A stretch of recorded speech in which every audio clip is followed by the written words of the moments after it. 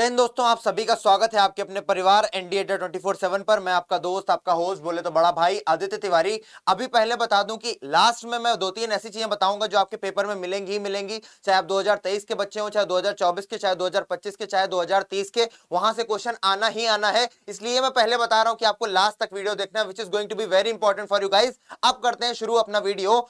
बात क्या कर रहा है भाई, आपके लिए बताने आए हैं कि भाई एनडीए 2023-1 में आपको क्या करना है। अगर आपको क्लियर करना है कट ऑफ, दिन आपके पास ज्यादा बचे नहीं है। अभी भी अगर आप चाहते हैं तो बेटा नामुमकिन नहीं है, कठिन है पर नामुमकिन अभी भी नहीं है। आपको मैं जो स्ट्रेटजी बताने जा रहा हूं, आप उस पर काम कर लेते हो, आप फॉर श्योर क्लियर करने जा रहे हो एनडीए का कट ऑफ।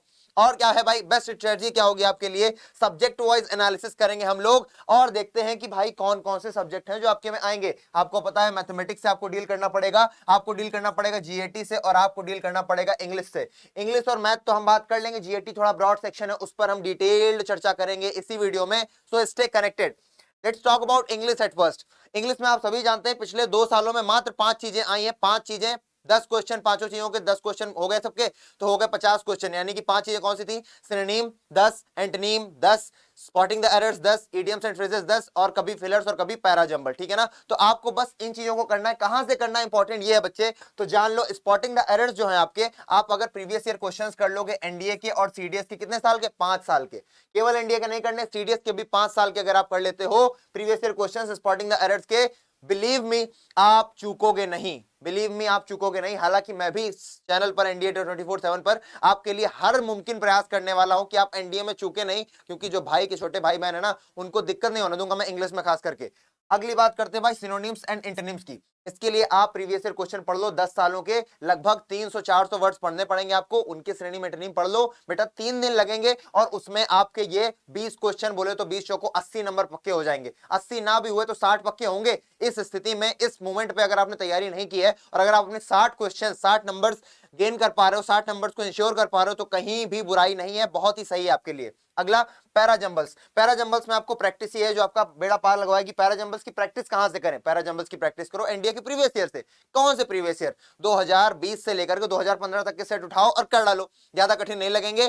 वीडियोस में डालूंगा भी इसके पैराजंबल्स की कि कैसे आपको अटेम्प्ट करना है। मैंने 2000 से मैंने क्या क्या करा दिया है यहाँ पर, मैंने 2015 से लेकर के 2022 तक के सारे पेपर्स करवा दिए हैं। आप उनको देख लोगे अगर आपके पास टाइम है, कम से कम 2-3 पेपर्स तो देख ही लेना बच्चे जाकर के, so that you can get to know कि भाई पेपर को अटेम्प्ट कैसे करना है। पढ़ाने के लिए हजारों टीचर्स बहुत अच्छा पढ़ाते हैं, लेकिन 2 चीजें जो नहीं बता पाए आपको, एक एलिमिनेशन मेथड और एक ट्रिपल ओ जो अपन बताते हैं। वन, लो हम खुद ही भूल गए, ट्रिपल ओ, ये भी बहुत इंपॉर्टेंट है। ठीक है ना, ऑड वन आउट जिसे मैं बोलता हूं, क्या बोलता हूं, ऑड वन आउट, कैसे करता हूं वो आपको वीडियोस में देख के मिलेगा। अगला भाई इडियम्स एंड फ्रेजेस कहां से आएंगे, इडियम्स एंड फ्रेजेस के लिए आपको विश्वास करना पड़ेगा एनडीए 24/7 इस चैनल को और मुझ पर, क्योंकि अभी आपके पेपर से पहले मैं खास करके वो इडियम्स एंड फ्रेजेस लेकर के आऊंगा जिनसे आपका बेड़ा पार लग जाएगा। बेटा ये बहुत ही ज्यादा टॉपसी इंटरव्यू होते हैं, कभी भी चेंज होते रहते हैं। 10 में 10 की गारंटी तो मैं नहीं ले सकता, लेकिन हाँ 10 में से 6-7 की गारंटी भाई तुम्हारा लेता है। ठीक है ना।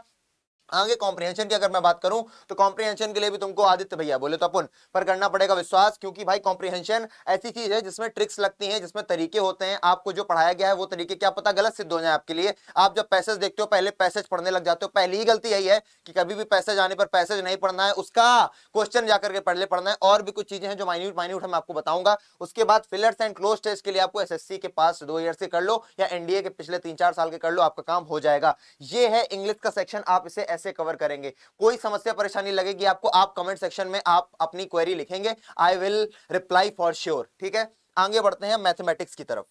ठीक है ना, मैथ में हम सभी जानते हैं कि टोटल कितने चैप्टर्स हैं, 28 चैप्टर्स हैं, लेकिन उनमें से मैं आपके लिए 9 चुनिंदा चैप्टर्स लेकर के आया हूं। अगर आप इन चैप्टर्स को कर लेते हैं, आप कट ऑफ से कुछ नहीं तो 10-20 नंबर ज्यादा ही लाएंगे। कट ऑफ नहीं क्लियर करेंगे, कट ऑफ से कम 10-20 नंबर ज्यादा लाएंगे। वो 9 चैप्टर्स कौन से हैं, पहला चैप्टर आपका हो जाता है प्रोबेबिलिटी, हर साल इससे दबा करके क्वेश्चन पूछे जाते हैं। हालांकि यूपीएससी को हम ये भी बोलते हैं अनप्रेडिक्टेबल सर्विस कमीशन, तो अनप्रेडिक्टेबिलिटी है उसमें कि प्रोबेबिलिटी की क्या पता कम क्वेश्चन कर दे, लेकिन जो 5 साल का ट्रेंड है उस हिसाब से मैं आपको बता सकता हूं बच्चे, आप कितना भी ऊपर नीचे कर ले, अगर ये 9 चैप्टर पढ़ के जाते हो जो मैं आपको ले करके आया हूं, आप कहीं पर भी परेशान नहीं होंगे। पहला है प्रोबेबिलिटी, दूसरा चैप्टर है आपका परमुटेशन एंड कॉम्बिनेशन, तीसरा चैप्टर है स्टैटिस्टिक्स, चौथा है ट्रिग्नोमेट्री। बेटा बहुत दबा के क्वेश्चन आते हैं ट्रिग्नोमेट्री में, चाहे वो एनडी हो चाहे वो सीडीएस ही क्यों ना हो। आगे डिफरेंशिएशन के आपको क्वेश्चंस जानने हैं, और किसके क्वेश्चंस जानने हैं बच्चे, आपको जानने हैं 3D ज्योमेट्री के, वेक्टर के, लिमिट्स एंड कंटिन्यूटी के, and set relations and function. बेटा इस बार तो इसके 14 क्वेश्चन पूछे गए, कितने, 14 क्वेश्चन पूछे गए। This time they asked 14 questions of set relation and function. जरूरी नहीं है कि इस बार भी इतने आए, लेकिन आएंगे तो 7-8 तो क्वेश्चन आएंगे ना। सेट रिलेशन फंक्शन छोड़कर मत जाना, प्रोबेबिलिटी छोड़ करके मत जाना, और ट्रिग्नोमेट्री छोड़ करके मत जाना। जो और आपको ऐसा भी नहीं होगा कि आपको 9 के 9 पढ़ने, कुछ आपको पहले से तैयार होंगे, मैट्रिक्स एंड डिटरमिनेंट्स आपको पहले से आते होंगे, कुछ चैप्टर्स इनमें से भी होंगे जो आपको पहले से आते हैं। तो जो नहीं आते हैं उन पर आपको कमांड करनी है, और ज्यादा बड़ी बात नहीं है। प्रीवियस ईयर क्वेश्चन खोलो, जो क्वेश्चन टाइप है उस क्वेश्चन टाइप को समझो जाकर के अपनी किताब में, और बस YouTube पे सब कुछ तुमको मिल जाएगा बच्चे, इसलिए घबराना नहीं, परेशान नहीं होना, बस इसको करके जाना। तुम्हारे नंबर ना आए तो भाई को बताना कि जीएटी जनरल एबिलिटी टेस्ट, भाई बहुत बड़ा सेक्शन। जीएटी में इंग्लिश तो आती है, साथ ही साथ तुम्हारी पॉलिटी आती है, हिस्ट्री आती है ना, ज्योग्राफी आती है, साइंस आती है, इकोनॉमिक्स आती है, करंट अफेयर्स आते हैं। तो क्या सब पढ़ने हैं? नहीं, सब नहीं पढ़ने हैं। करंट अफेयर्स एक चीज, साइंस दूसरी चीज, इन दोनों के साथ आप कोई दो पढ़ लो, आपका काम हो जाएगा। कोई एक पढ़ लो, मतलब कि ये आपका कंपलसरी है साइंस, और ये करंट अफेयर्स कंपलसरी है। बाकी हिस्ट्री पॉलिटी पढ़ लो, हिस्ट्री ज्योग्राफी पढ़ लो, पॉलिटी ज्योग्राफी पढ़ लो, पॉलिटी इकोनॉमिक्स पढ़ लो, कोई भी दो पढ़ लो, या तो केवल इन दोनों को पढ़ लो, हिस्ट्री और पॉलिटी, आपका काम हो जाएगा, हर हाल में हो जाएगा। इकोनॉमिक्स छुओ नहीं, ज्योग्राफी छुओ नहीं। एक दो क्वेश्चन ऐसे जरूर होंगे ज्योग्राफी और इकोनॉमिक्स के जो आप ऐसे ही कर लोगे, क्योंकि बेटा अगर 10 क्वेश्चन पूछेंगे ना, 10 में से एक दो क्वेश्चन एकदम बहुआ टाइप देता है, जो तुमने कभी ना कभी कक्षा 10 कक्षा 12 में पढ़ा होता है। चलो बात करते हैं किस पर। जीएटी का पहला सेक्शन है पॉलिटी। जीएटी का पहला सेक्शन कौन सा है बच्चे? पॉलिटी। पॉलिटी में क्या पढ़ना है? क्या पॉलिटी की पूरी लक्ष्मीकांत किताब चाटनी है? नहीं रे बाबा, कौन बता रहे तुमको। पॉलिटी में तुमको सबसे पहले तो देखना making of constitution. Making of constitution में कौन कौन सी समितियां बनी, किस समिति का अध्यक्ष कौन था, ये चीजें आपको पता होनी चाहिए, ठीक है ना। अगली बात, प्रियम्बल को जानो। प्रियम्बल को जानो यानी कि अपनी प्रस्तावना को जानो, और उसमें कौन कौन से अमेंडमेंट्स हुए ये जानना बहुत जरूरी है। उसके सारे अमेंडमेंट जानो कि भैया कब जोड़ा गया, किस आर्टिकल के तहत जोड़ा गया, ठीक है ना, कौन सा अमेंडमेंट नंबर था, किस ईयर में हुआ, ये आपको पता होना चाहिए। दूसरा, अगर आप बात करते हैं पार्ट्स की, तो पार्ट में सिर्फ 5 पार्ट इंपॉर्टेंट है, पहला, दूसरा, तीसरा, चौथा और 4A, ठीक है ना। भैया तुमको जानना पड़ेगा तुम्हारे डीपीएसपी के बारे में, मूल कर्तव्यों के बारे में, अधिकारों के बारे में, और पार्ट ए और पार्ट 4A के बारे में। ये सारे पार्ट तुम पढ़ लोगे। आर्टिकल कौन से आते हैं? आर्टिकल नंबर 1 से 51A तक के ये आर्टिकल है। आर्टिकल नंबर 1 से 51A तक के सारे नहीं रट रहे हैं, लेकिन तुमको भी पता है कि कौन से रट लेने हैं। जैसे कि जो अधिकार सिर्फ और सिर्फ इंडियंस को मिले हुए हैं लेकिन फॉरेनर्स को नहीं मिले हैं, वो आर्टिकल बार बार आते हैं, ठीक है ना। और क्या पढ़ना है हमको? और हमको पढ़ना है पार्लियामेंट के बारे में। पार्लियामेंट में क्या पढ़ोगे भाई? लोकसभा और राज्यसभा, इसके आर्टिकल देख लेना और इसकी फंक्शनिंग देख लेना। आगे प्रेसिडेंट के बारे में पढ़ोगे तो गवर्नर का बिल्कुल सेम सेम चलता है, थोड़े अंतर जान लेना, प्रेसिडेंट के पास कौन सी पावर्स हैं और गवर्नर के पास कौन सी पावर्स नहीं है। उसके बाद election commission, high court and supreme court काफी इंपॉर्टेंट है। एक और चीज बेटा बच जाती है तुम्हारी constitutional and non constitutional bodies,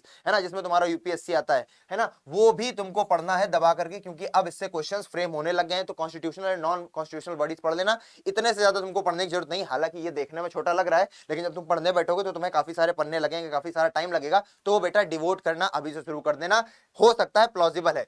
science में तुमको पता है बेटा, साइंस तुम छोड़ नहीं सकते। साइंस में तुमको बायोलॉजी मिलेगी, फिजिक्स मिलेगी और केमिस्ट्री मिलेगी। ये तीनों ही जो मिलेंगी उनमें बायोलॉजी का थोड़ा सेक्शन ज्यादा होगा।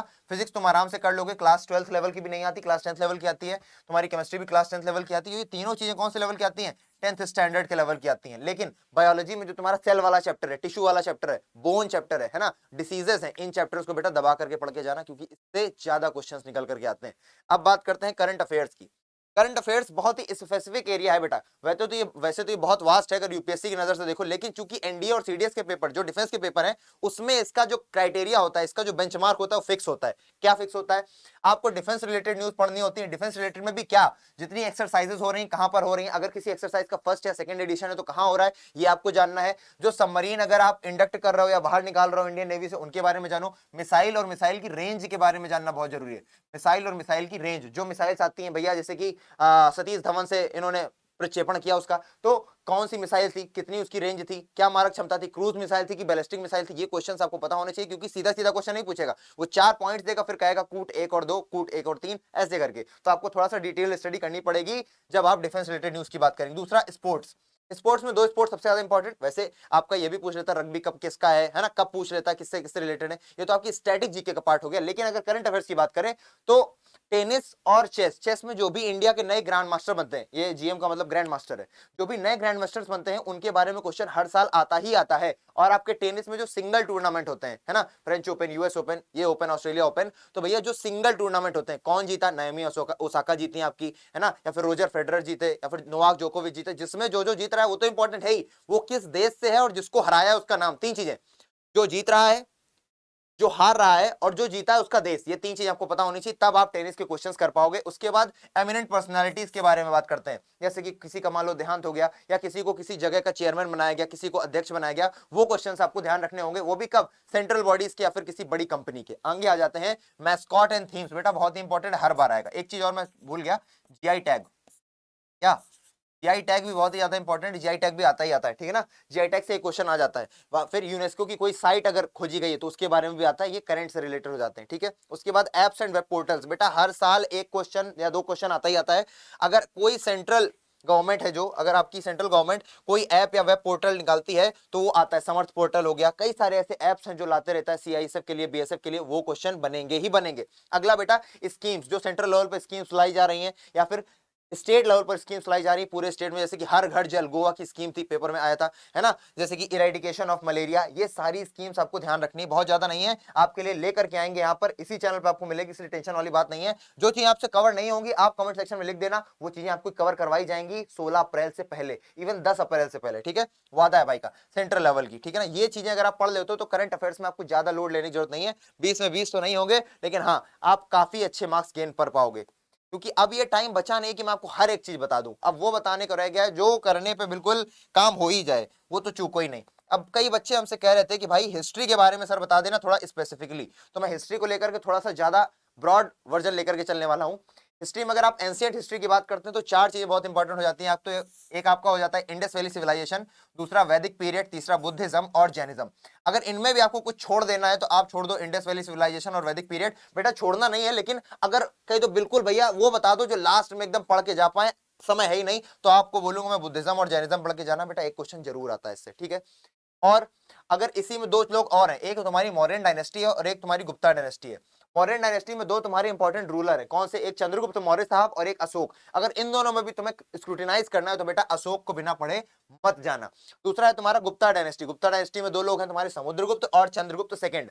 इन दोनों में से अगर किसी एक को बोलना पड़े तो मैं नहीं बोल पाऊंगा, तुम्हें दोनों को पढ़ना पड़ेगा, ठीक है। आगे आ जाओ किसमें, मीडिएवल हिस्ट्री में, एंशिएंट हिस्ट्री बस इतनी, बहुत ज्यादा नहीं बता रहे हैं तुमको कि तुम जाकर के सारी हड़प्पा की साइट्स गिनो, कालीमंगा करो, भैया तुम नहीं कर पाओगे, इसलिए हम बोल भी नहीं रहे। आगे आ जाओ मीडिएवल हिस्ट्री, मीडिएवल हिस्ट्री में तुम सभी जानते हो दिल्ली सल्तनत बहुत ही इंपॉर्टेंट, जिसमें कौन कौन सी आ जाती है तुम्हारी डायनेस्टी, स्लेव डायनेस्टी है, खिलजी डायनेस्टी है, तुगलक डायनेस्टी है, सैयद और लोधी है। अगर सैयद और लोधी को छोड़ दोगे कोई दिक्कत वाली बात नहीं, इन तीनों में से कोई कोई तो पढ़ना पड़ेगा ना।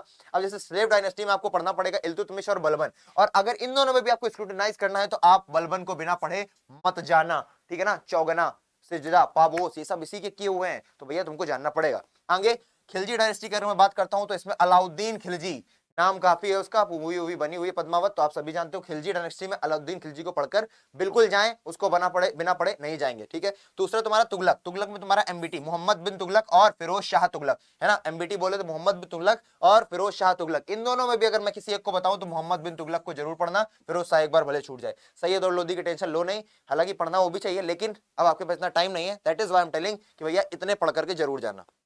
अब आ जाओ मुगल डायनेस्टी में, मुगल में कितने सारे लोग थे भाई, बाबर, हुमायूं, शेरशाह, अकबर, जहांगीर, शाहजहां, औरंगजेब, लेटर मुगल्स, क्या तुम सबको पढ़ पाओगे, नहीं पढ़ पाओगे। जब तुम सबको नहीं पढ़ पाओगे तो भैया करें क्या, बेटा करो ये कि एक तो तुम पढ़ लेना अकबर को बिल्कुल बिना छोड़े, दूसरा पढ़ लेना औरंगजेब को, और शेरशाह सूरी चाचा को भी छोड़ना नहीं। किन तीनों को, अकबर, औरंगजेब और शेरशाह सूरी। अगर ये वीडियो तुम बहुत देर में देख पा रहे हो तो बेटा अकबर को और औरंगजेब को तो कतई मत छोड़ना, बाकी जो छूट जाए, बाकी अल्लाह रखा।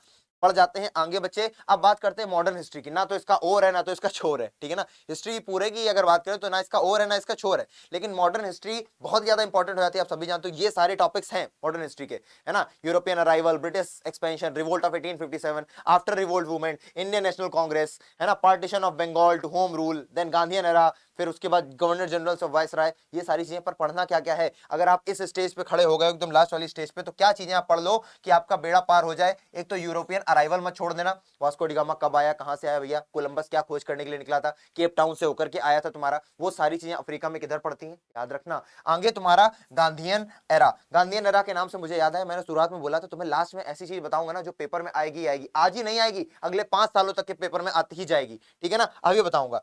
तो ये दो चीजें, एक तो यूरोपियन अराइवल, दूसरा तुम्हारा गांधीयन एरा, और साथ ही साथ एक और चीज है तुम्हारी सोशल रिफॉर्म्स और रेवोल्यूशनरी पीरियड। ये दोनों चीजें तुमको छोड़ना नहीं है, ठीक है ना। अभी इसके बारे में थोड़ा सा और डिटेल हम बताएंगे, तो ये 4 चीजें आपको ध्यान रखनी है। अब अगर बात करता हूं मैं गांधीयन मूवमेंट, बस ये वही इंपॉर्टेंट बात मैं बता रहा हूं जो पेपर में आएंगी ही आएंगी। गांधीयन मूवमेंट, वैसे तो कई सारे खेड़ा आंदोलन, हैदराबाद आंदोलन, फलाना आंदोलन, लेकिन ये 3 जरूर आएंगे। कौन कौन से, एक नॉन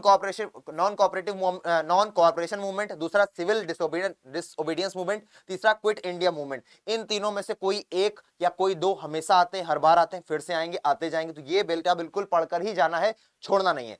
आगे गांधीयन एरा की अगर मैं बात करूं, रेवोल्यूशनरी एक्टिविटीज में अगर बात करूं, तो भाई एचआरए, एचएसआरए, और अगर और पढ़ना है तो सुभाष चंद्र बोस को पढ़ लो, इतने में तुम्हारे क्वेश्चंस आ जाने चाहिए, ठीक है ना। एचआरए, एचएसआरए और सुभाष चंद्र बोस, ये रेवोल्यूशनरी एक्टिविटीज में।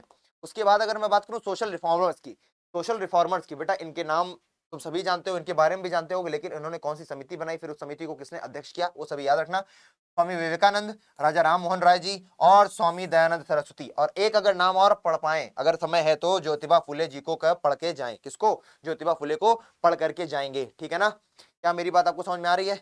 उसके बाद आपको मैं क्या कहूंगा, ऑल द वेरी बेस्ट सभी मेरे प्यारे प्यारे बच्चों को।